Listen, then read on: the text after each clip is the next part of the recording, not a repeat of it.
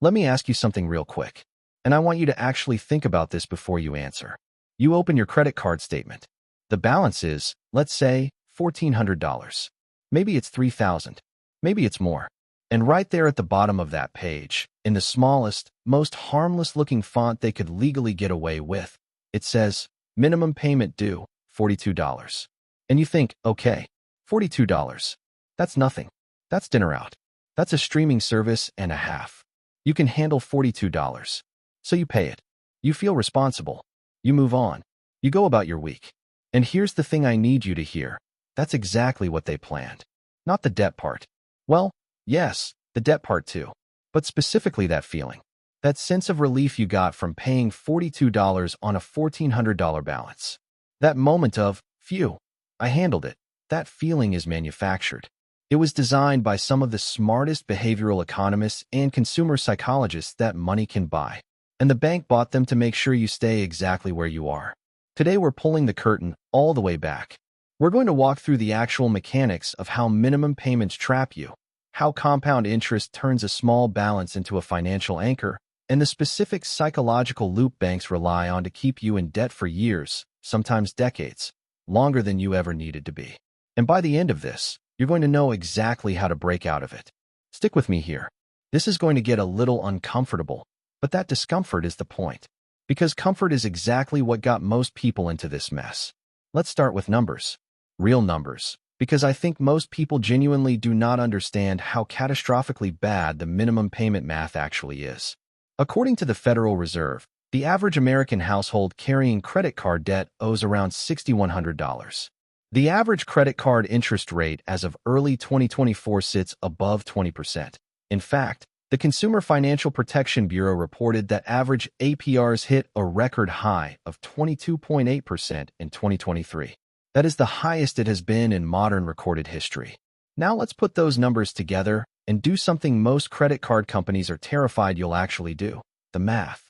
If you owe $6,000 at 22% interest, and you make only the minimum payment each month, which most banks calculate as roughly 1 to 2% of your balance, here's what happens. You will spend approximately 17 years paying off that debt. And in that time, you will pay somewhere between $9,000 and $10,000 in interest alone on a $6,000 balance. Let me say that again so it lands. You borrowed $6,000. You'll pay $10,000 just in interest. That's not the debt. That's the fee for the debt. The bank collects more from you in interest than they ever lent you in the first place. And you'll do it one comfortable little minimum payment at a time. So how does this actually work? Why is the minimum payment so specifically designed to keep you in debt so long? Let me put it in terms that make it visual. Imagine you have a bathtub filled with water. That water is your debt. Every month, compound interest is adding water to that tub. It's a slow drip, steady, relentless. And every month, your minimum payment is a small cup you're using to scoop water out. Now here's the problem. In the early months, especially when your balance is high, most of that minimum payment isn't scooping out debt. It's just barely keeping up with the drip. Maybe 85% of your minimum payment goes straight to interest. You're not filling the bucket. You're just slowing how fast the tub overflows. That is compound interest working against you. And it is absolutely ruthless. Compound interest, if you're not familiar, is interest charged on interest. So if you owe $1,000 at 20% APR, after 1 month, you owe roughly $16.60 in interest. Okay, not devastating. But you don't pay it off, so now next month, you're being charged interest on $1,016.60. And the month after that, on that new, slightly larger number. And on it goes, your balance quietly ballooning every single month, even when you're making payments. Albert Einstein, and look, I know everyone quotes this, but there's a reason, is often credited with saying compound interest is the 8th wonder of the world. Those who understand it earn it. Those who don't, pay it. Banks understand it. Very, very well. But here's what really gets me. And this is the part that goes beyond math into something darker. It's the psychology. Banks don't just benefit from compound interest. They have actively engineered the way you think and feel about your debt so that you never attack it aggressively enough to escape it. Let me walk you through the loop. It has 4 stages, and once you see it, you'll see it everywhere. Stage 1 is what researchers call the pain of paying. Every time you spend money, your brain registers a small amount of discomfort.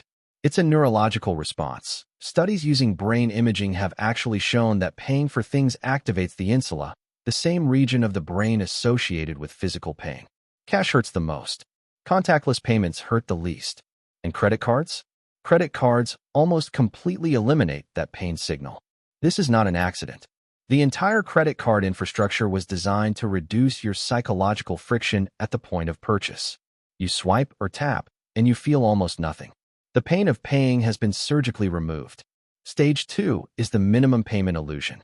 Once you have the debt, the bank presents you with a minimum payment that is specifically engineered to feel manageable. Research in behavioral economics, including work by professors at the University of Warwick, has shown that the very presence of a minimum payment amount on a statement actually causes people to pay less than they otherwise would. That's right. People who see a minimum payment listed pay less overall than people who see no minimum at all. The minimum functions as an anchor. It tells your brain, this is the right amount to pay, even when it's objectively terrible for your financial health. Stage 3 is the false relief. You make the minimum payment. You feel like you did something. Your brain gets a small dose of satisfaction. The task is checked off. Debt managed. You close the app or throw away the statement, and the emotional weight lifts. This is the most dangerous part of the loop, because it tricks you into believing you are handling the problem when you are only feeding it. And stage 4 is normalization. The debt doesn't go away. Next month, the statement comes again. You're used to it now. The balance is, more or less, what it was last month and the month before. It feels stable, even though it is slowly, invisibly growing. The bank has succeeded in making debt feel like a permanent feature of your life rather than an emergency to escape.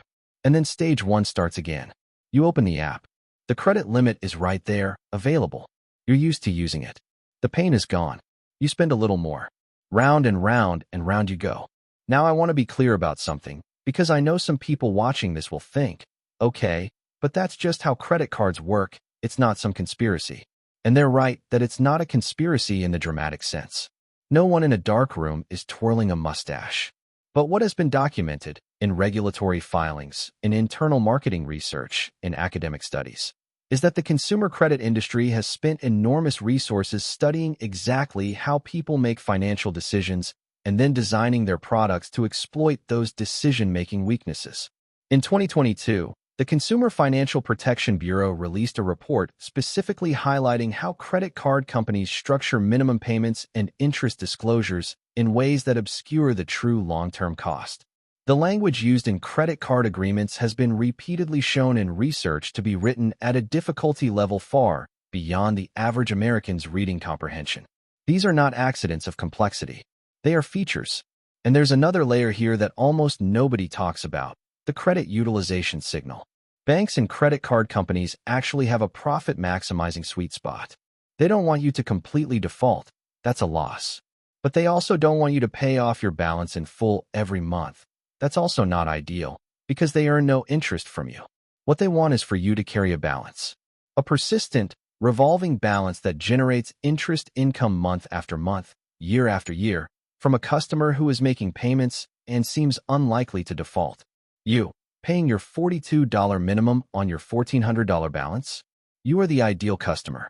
You are generating near maximum profit for them while believing you are being financially responsible. Let me give you a story because I think this hits harder with a real face on it. Think about someone like Marcus, 28 years old, works a good job, makes okay money. He has 3 credit cards. One he got in college, one he opened for a 0% promotional period that is definitely no longer 0%, and one from a department store that he barely uses. Combined balance across all 3, about $9,000. Marcus is not irresponsible. He pays his minimums every month without fail. He has never missed a payment. His credit score is actually pretty solid. By every external measure, Marcus is managing his debt. But Marcus is 37 years old before that $9,000 debt is gone. Assuming he never adds to it, which he almost certainly will. He will have paid somewhere in the neighborhood of $15,000 in interest by then. That's $15,000 that could have been invested, could have been a down payment, could have changed the entire trajectory of his financial life. Marcus is not broke. Marcus is trapped.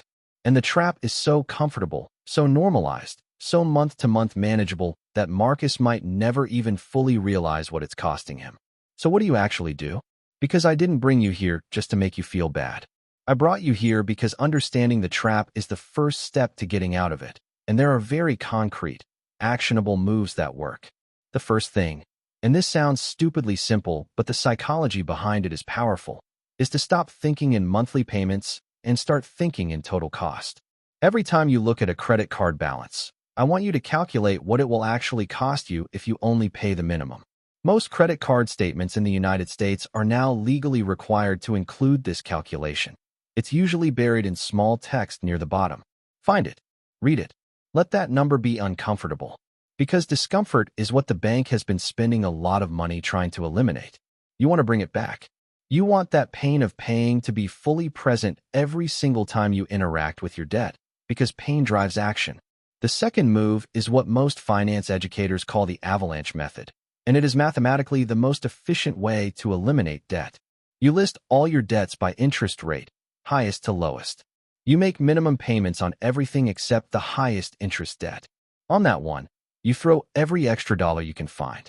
When it's gone, you roll that payment into the next highest rate debt, and so on. The Avalanche method destroys debt faster and saves more money than any other approach, purely because of how compound interest works. You are attacking the drip at its source. Now, if you're someone who needs psychological wins to stay motivated, and there's no shame in that, the psychology of habit formation is real. Some people do better with the snowball method, which is paying off the smallest balance first regardless of interest rate. You build momentum. You get wins.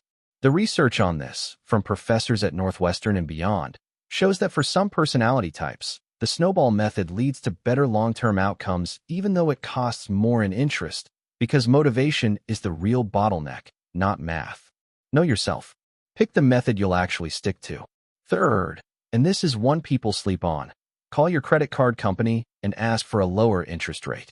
I know, it sounds too simple. But a survey from creditcards.com found that nearly 70% of people who called and asked for a lower rate received one. The banks will not do this automatically. You have to ask. But if you have been a customer for any reasonable amount of time and you have been making payments, you have leverage. Use it. Fourth, explore a balance transfer. Many credit cards offer promotional 0% APR periods for balance transfers, sometimes 12, sometimes 18, sometimes 21 months. If you can qualify for one of these and you are serious about paying down the debt during the promotional window, this can save you a significant amount in interest. Just watch the transfer fee, usually 3 to 5%, and read the fine print carefully. Because what happens after the promotional period is over is precisely the kind of trap we've been talking about all video. And fifth, this is maybe the most important psychological intervention of all. You need to close the loop on the spending side, not just the debt side. If the minimum payment illusion keeps working on you every month, you'll pay down the balance and then grow it again. The pattern repeats. So you need a budget, a system, something that creates friction at the point of purchase and reconnects you with the real cost of what you're spending.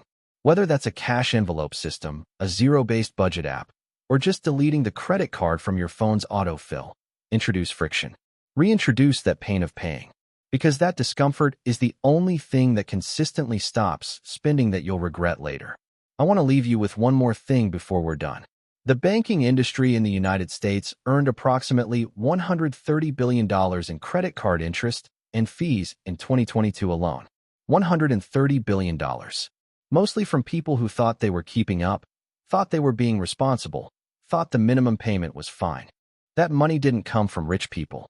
Rich people pay their balances in full and collect the rewards points. That money came from people like Marcus. From people working regular jobs, doing what seemed reasonable, not realizing that reasonable was costing them a fortune. You don't have to be one of those people. Not anymore. Not now that you understand what's actually happening. The bank did not design this system to hurt you. They designed it to profit from you. And there is a difference. But the effect on your life is the same either way. Years of payments, tens of thousands of dollars in interest, and a financial situation that feels stable but is quietly bleeding you. So here's what I want you to do right now. Not tomorrow. Right now, today, pull up every credit card balance you have. Find the minimum payment line. Find the payoff estimate if you only make minimums. and let yourself feel how uncomfortable that number is. Don't run from it. Sit with it. Then pick one, the highest interest rate one, and commit to paying more than the minimum this month. Even if it's an extra $20, even if it's an extra $50, the amount matters less than the habit. You are breaking the loop. You are retraining your financial behavior one payment at a time. The bank is counting on your comfort, your indifference, your willingness to accept a $42 solution to a $1,400 problem. Don't give it to them. If this video helped you see something you hadn't seen before, share it. Seriously, there is someone in your life who needs to hear this, who is sitting on a credit card balance right now thinking the minimum payment is fine. Send it to them. It's the most useful thing you can do with the next 30 seconds. And if you want to go deeper on the exact strategies to pay off debt fast, build your first investment account, and start actually building wealth instead of just surviving month to month, subscribe and hit the notification bell. Because that's exactly what we do here. I'll see you in the next one.